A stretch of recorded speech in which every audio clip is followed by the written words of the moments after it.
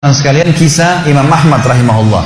Imam Ahmad rahimahullah dari 4 madhab tadi, Abu Hanifah, Malik, Syafi'i dan Ahmad. Ahmad bin Hanbal muridnya Imam Syafi'i. Madhab yang keempat. Imam Ahmad rahimahullah di akhir hidup beliau ulama besar hadis. Di akhir hidup beliau pernah terlintas di benaknya untuk mendatangi sebuah kota di Irak. Kenapa ke sana nggak tahu. Pokoknya pengen ke sana gitu. Imam Ahmad pergi ke sana. Tiba di kota itu, tapi saya tidak temukan dalam riwayat ini kota apa yang dimaksud. Tiba di kota itu, Imam Ahmad tiba azan maghrib, lihat masjid, ada satu masjid, masuk masjid itu sholat berjamaah. Orang nggak tahu dia, karena zaman dulu orang tidak ada foto, tidak tahu lihat bagaimana wajah siapa orang ini, nggak kenal. Habis sholat maghrib, Imam Ahmad duduk sedikit baca Al-Quran, azan isya dia ikut sholat. Selesai isya, Imam Ahmad pergi ke pojok masjid, mau geletak tidur. Marbot masjidnya datang, dekatin. Wahai syekh, syekh ini dalam bahasa Arab 3 artinya. Bisa hal dari 3. Bisa orang tua, syekh. Bisa orang alim, bisa orang kaya. Gitu kan? Jadi tidak selamanya kalau antum dipanggil di Saudi syekh dianggap orang alim. Gitu.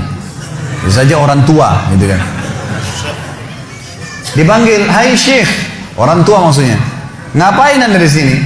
Kata Imam Ahmad, saya musafir. Nggak kenal orang siapapun di kota ini. Besok pagi saya mau pergi. Nggak ada tempat nginap, saya mau nginap di sini. Karena zaman dulu nggak ada penginapan-penginapan kayak kita sekarang, banyak hotel segala gitu. Kata marbotnya nggak bisa, masjid nggak boleh tidur. Kata Imam Ahmad, saya didorong-dorong keluar dari masjid. Orang ini nggak tahu kalau ini Imam Ahmad, kalau tahu mungkin diundang ke rumahnya. Tapi ini marbot, masya Allah, istiqamah nih gitu. Keluar dari masjid, ditutup pintu masjid sama dia. Imam Ahmad lihat orang yang sudah pergi, Imam Ahmad lihat ada teras masjid, tidur di teras masjid. Balik lagi marbotnya. Wahai syekh, ngapain sini? Musafir, mau tidur, nggak ada tempat nginap. Nggak bisa syekh. Teras pun nggak boleh, peraturan. Ini saya bilang tadi istiqomah luar biasa nih. Imam Ahmad bilang saya didorong-dorong ke jalanan, Waktu saya lagi didorong ke jalanan, ternyata masjid bersebelahan dengan kios penjual roti. Ada satu orang penjual roti di sebelah masjid. Lalu dia mengatakan, Syekh, dipanggil Imam Ahmad, silakan ke tempat saya. Imam Ahmad pun datang.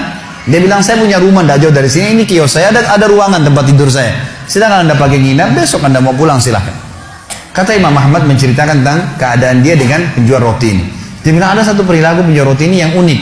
Imam Ahmad tertarik dengan itu. Dia bilang setiap kali orang ini pecahin telur, ngambil terigu, ngambil garam, itu sambil astagfirullah wa atubu ilaih, astagfirullah wa atubu ilaih. Terus lisannya nggak pernah berhenti nih astagfirullah wa atubu ilaih. Kecuali Imam Ahmad bilang saya ajak ngomong atau dia bertanya pada saya. Kalau berhenti istighfar lagi. Selalu begitu. Kata Imam Ahmad, saya bertanya, sudah berapa lama kau amalkan nih? Orang itu bilang, sudah lama, dari saya masih bujang. Kebetulan orang ini sudah tua, seumur sama Imam Ahmad. Sudah mendekati 60 tahun lebih gitu. Baik, dia bilang, sudah lama, dari saya masih bujang.